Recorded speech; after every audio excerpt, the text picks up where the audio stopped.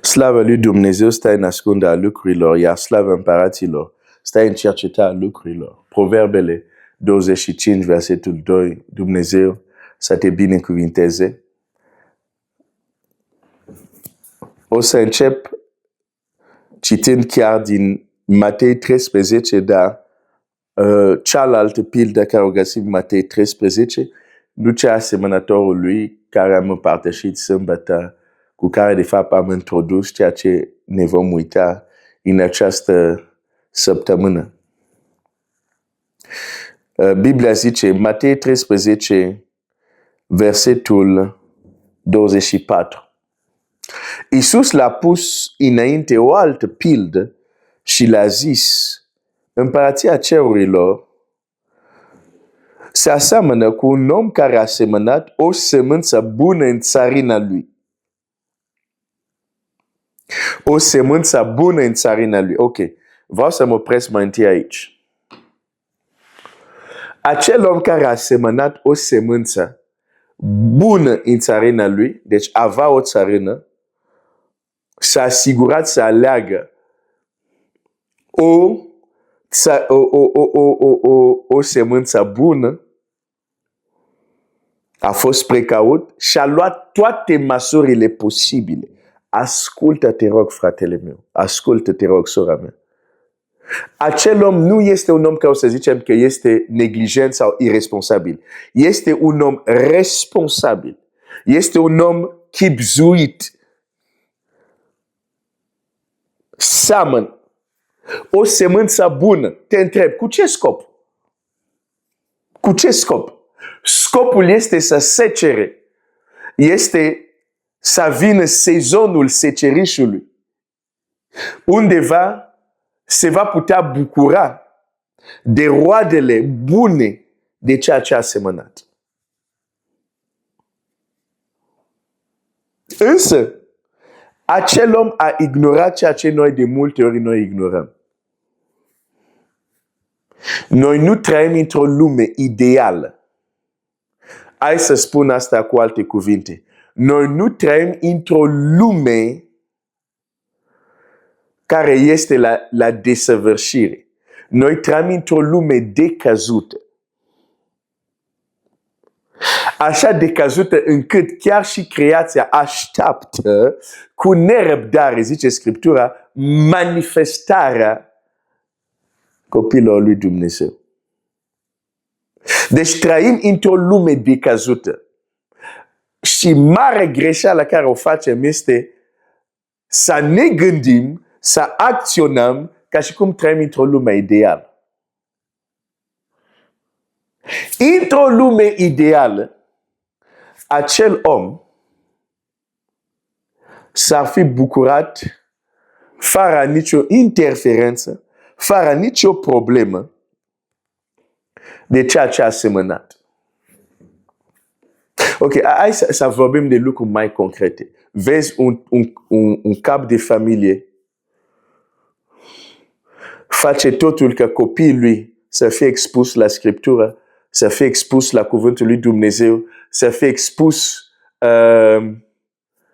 la teamă de Dumnezeu, să fie expus la rugăciune, le duce la biserică. Deci cât sunt mic, acel părinte, acea mamă, seamănă acea sămânță bună. Într-o lume ideală, în mod normal, când vor crește, ar trebui să se bucură de niște copii care se tem de Dumnezeu. Problema este că nu trăim într-o lume ideală.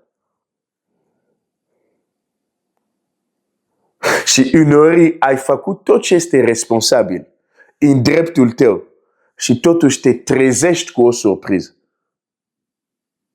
Te trezești cu ceva care n-ai plantat.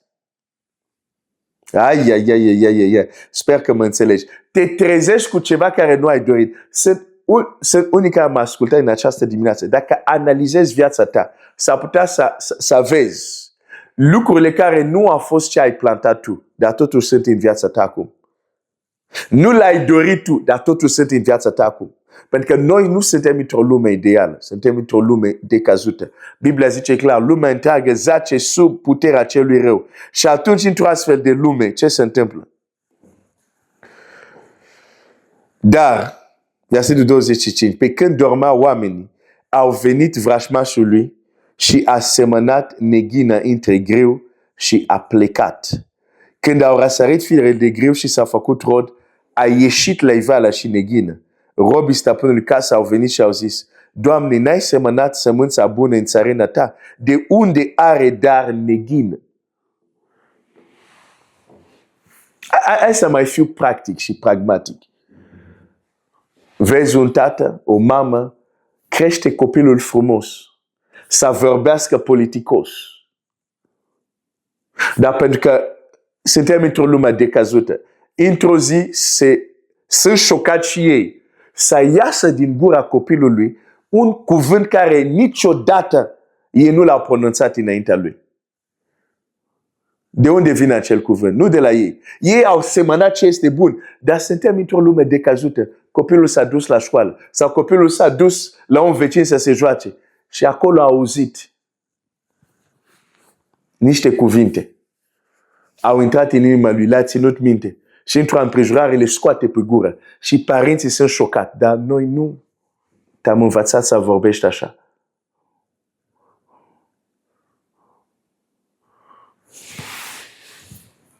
Într-o lume ideală, în țarina ta ar trebui să fie doar ce ai semănat.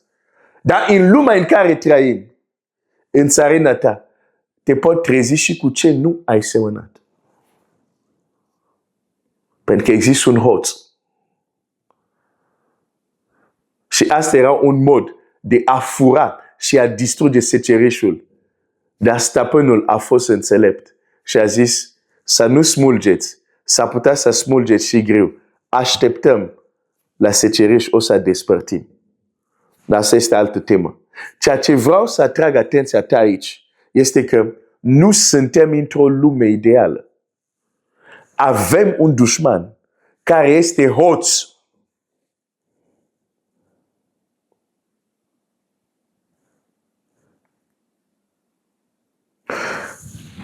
Și a ignora activitățile lui de hoție, dacă pot să zic așa,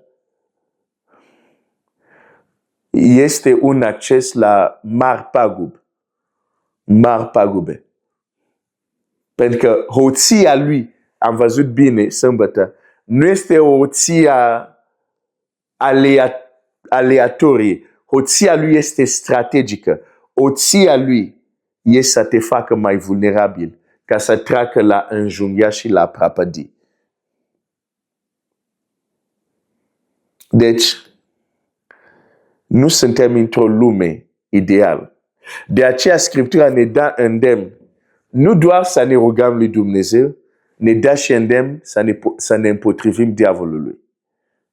Problema este că mulți copii al lui Dumnezeu se roagă doar la Dumnezeu. Și n-au învățat să se împotrivească diavolului. Când unele factori din viața lor se vor rezolva când se vor împotrivi diavolului. Nu am zis că, sper să înțelegi ce vreau să zic. Nu zic că este greșit că se roagă doar la Dumnezeu. Sper că ai înțeles bine ce vreau să zic. Vreau să zic că Scriptura ne învață să ne rugăm la Dumnezeu, dar să ne împotrivim diavolului. Deci faptul că te rogi la Dumnezeu nu te scutește de datoria ta să te împotrivești diavolului.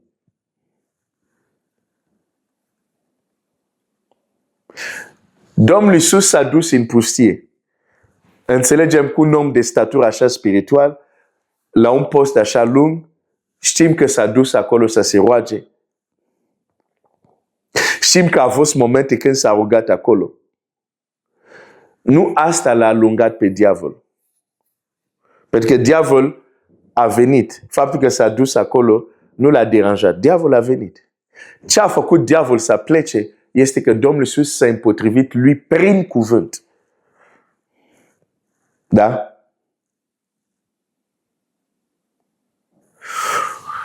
Deci, de aceea tot Scriptura ne zice să ne întărim împotriva, să ne întărim în puterea Domnului ca să ne putem împotrivi. Pentru că suntem într-o lume decăzută. Și o mare greșeală care o facem e să trăim ca și cum suntem deja în cer. Adică mă refer să trăim ca și cum acele entități din Efeseni 6, principalități, autorități, domnii, durerele în locul ceresc, ca și cum nu există, știi? Și-au luat vacanțe, sunt doar în Grecia, pe plajele acolo. Dar în rest sunt nicăieri. Când noi trăim așa, este o mare greșeală. Pentru că pagube sunt mari. Nu trăim într-o lume ideală. Trăim într-o lume unde ne închinăm lui Dumnezeu, ne rugăm la Dumnezeu, dar și trebuie să ne împotrivim diavolului. Te întreb, când a fost ultima dată când te-ai împotrivit? Ok, nu trebuia să te întreb asta, hai să nu te întreb asta. Dumnezeu să te binecuvânteze.